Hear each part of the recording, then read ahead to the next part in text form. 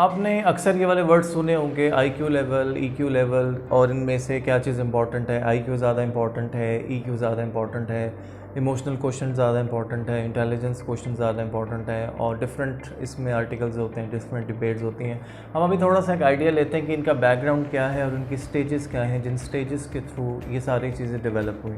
इनमें जो सबसे पहला था वो था जो डेवलप हुआ तकरीबन 90s में, 1920s में, जो अर्ली 19वीं सदी के जो अवाइल थे, उसमें जो चीज़ डेवलप हुई वो ये था कि जब हम एग्रीकल्चर दौर में थे, इंसानियत जो थी वो एग्रीकल्चर दौर में थी। उस वक्त किसी भी पर्सन का,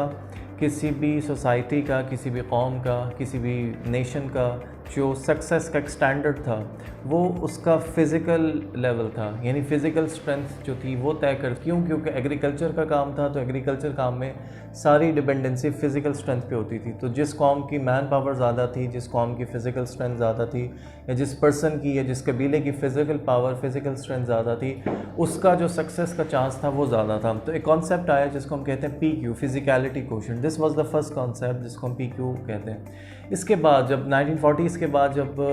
हम लोग एग्रीकल्चर दौर के बाद एक इंडस्ट्रियलाइजेशन दुनिया में आई,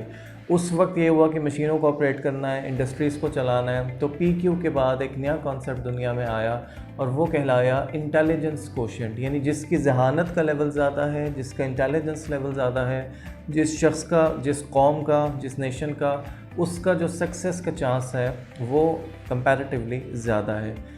IQ के बाद जब अगला कॉन्सेप्ट आया 80s के बाद, जब कॉर्पोरेट वर्ल्ड आई और कॉर्पोरेट ऑर्गेनाइजेशंस बनी, उस वक्त एक कॉन्सेप्ट आया कि ठीक है, एक शख्स का IQ बहुत अच्छा है, एक शख्स के ग्रेड्स बहुत अच्छे हैं, लेकिन जब तक एक शख्स के अंदर ये कैपेसिटी नहीं है कि वो ख़ुद अपने इमोशंस को, अपने आसपास के लोगों के इमोशंस को ठीक तौर पे समझ पाए, अपने आसपास के लोगों के साथ कम्युनिकेशन लेवल को सही मेंटेन कर पाए। यानी एक शख्स जो है वो एकेडमिकली उसका स्कोर बहुत अच्छा है, एकेडमिकली जो है वो उसने बेहतरीन नंबर्स लिए, एकेडमिकली उसने टॉप किया, लेकिन ख़ुद उसको अपनी मोटिवेशन को मैनेज करना नहीं आ रहा, ख़ुद उसको अपनी एंगर को मैनेज करना नहीं आ रहा। किसी ने प्रोवोक कर दिया, वो फ़ौरन ही स्पार्क अप हो गया।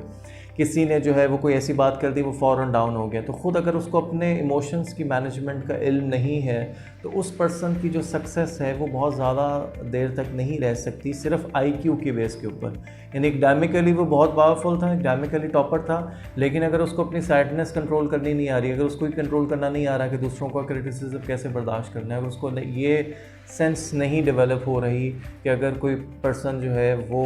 फ्रस्ट्रेशन उसके ऊपर निकाल रहा है तो उसने अपनी स्टेट को कैसे मेंटेन रखना है, या अगर कोई दूसरा पर्सन जो है उसको ऑफिस में थोड़ा सा अनकंफर्टेबली बिहेव कर रहा है तो उसके साथ कैसे कैटर करना है। So this was the concept of EQ। तो IQ के बाद एक कॉन्सेप्ट ये आया कि EQ इज़ मोर इम्पॉर्टेंट, कि जो इमोशनैलिटी क्वोशिएंट है, ख़ुद अपने इमोशंस के बारे में और दूसरे शख्स के इमोशन के बारे में जो एक पर्सन की जो अंडरस्टैंडिंग है उसका होना ज़्यादा ज़रूरी है IQ की निस्बत। IQ के बाद जो नेक्स्ट कॉन्सेप्ट आया वो डॉक्टर स्टीफन आर कोवी ने दिया 2000s में, अर्ली 2000s में। वो कॉन्सेप्ट था SQ का। SQ का मतलब ये है कि स्पिरिचुअलिटी क्वोशिएंट, यानी एक पर्सन की सक्सेस में, या एक नेशन की सक्सेस में, या कंपनी की सक्सेस में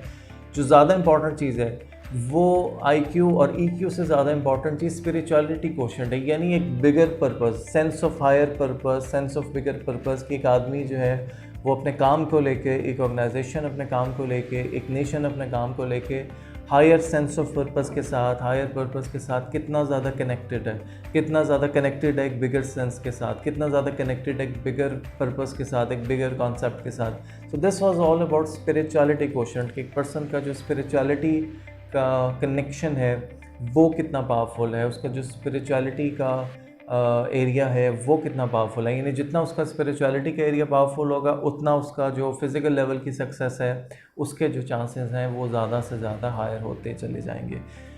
और इसके बाद जब हम डिजिटल एरिया में दाखिल हुए, सोशल मीडिया का दौर आया, मे बी आफ्टर 2005, तो उस वक्त जो इन्फॉर्मेशन के बम्बारमेंट हमारे आसपास मुस्तकिल, सोशल मीडिया पे अगर आप देखें मुस्तकिल एक इन्फॉर्मेशन और मुस्तकिल डिजिटल प्रेजेंस, तो एक कॉन्सेप्ट आया जिसको हम कहते हैं DQ, डिजिटल क्वोशिएंट। यानी किसी भी शख्स का, किसी भी कंपनी का जो सक्सेस का मयार है, जो सक्सेस की रेशियो है, वो उसका जो स्टैंडर्ड बना, वो स्टैंडर्ड बना DQ, डिजिटल क्वोशिएंट। यानी कंपनी अपने आईक्यू में बहुत अच्छी है, उसकी जो वर्कर्स हैं वो आईक्यू में बहुत अच्छे हैं, ईक्यू में बहुत अच्छे हैं, उनका एसक्यू भी अच्छा है। लेकिन अगर वो अपने आप को डिजिटली बहुत अच्छा प्रेजेंट नहीं कर पा रहे, अगर वो अपने आप को डिजिटल, उनकी प्रेजेंस में थोड़ा सा डिफरेंस है बाकी कंपनी के पर, डिजिटली वो एक रिमार्केबल पोजीशन पर नहीं है, तो फिर उनकी सक्सेस का चांस कंपैरेटिवली कम हो जाएगा। सो एसक्यू के बाद जो एक नया कॉन्सेप्ट आया वो डीक्यू आया, और उसके बाद जो क्लास कॉन्सेप्ट था वो ये था कि डिजिटल मीडिया पे जितनी बम्बारमेंट हमारे दिमागों में हो रही है इंफॉर्मेशन की, यानी मुस्तकिल अगर आप अपना फ़ोन ऑन करें, सोशल मीडिया पे, फेसबुक पे, यूट्यूब पे, इंस्टाग्राम पे, ट्विटर पे, हर तरफ से मुख्तलिफ़ तरह की इंफॉर्मेशन हमारे दिमाग में है, तो बहुत ज़्यादा चांस है हमारी डिस्ट्रैक्शन का, बहुत ज़्यादा चांस है। मसलन आपने अगर किसी काम के लिए सोचा, कोई आइडिया आपके जहन में आया, आपने कोई काम स्टार्ट किया, फ़ेसबुक ओपन की, फ़ेसबुक पे कोई नई पोस्ट थी, कोई नया आइडिया, कोई नया आपको चीज़ क्लिक हो गई और आप उसकी तरफ चल पड़े। So most important thing in this digital area is about clarity. So जो लास्ट इसमें कॉन्सेप्ट आया that was about CQ, clarity question, यानी किसी भी शख्स का, किसी भी कंपनी का जो मोस्ट इम्पॉर्टेंट स्टैंडर्ड है सक्सेस का, वो क्लैरिटी क्वेश्चन है। यानी कितनी क्लैरिटी है उसके विजन में, कितनी क्लैरिटी के साथ वो आगे मूव कर सकता है, कितनी क्लैरिटी के साथ वो अपने गोल्स को सेट कर सकता है, कितनी क्लैरिटी के साथ वो अपने आउटकम्स को डिफ़ाइन कर सकता है, कितनी क्लैरिटी के साथ वो चीज़ों को एग्जीक्यूट कर सकता है अपने आप को डिस्ट्रैक्शन से बचाते हुए।